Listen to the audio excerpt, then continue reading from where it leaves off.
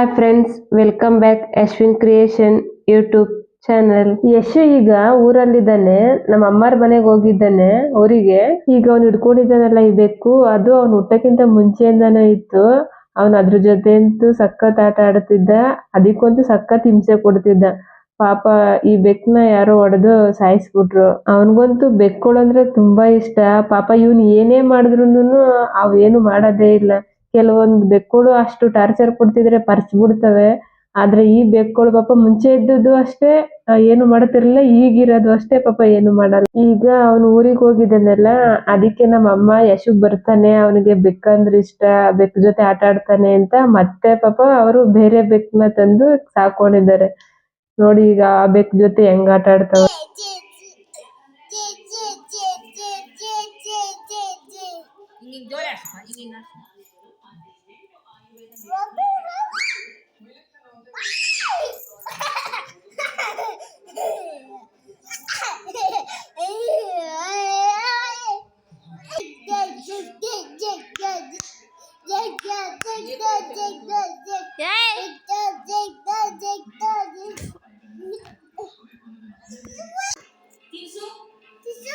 ತಿನ್ಸು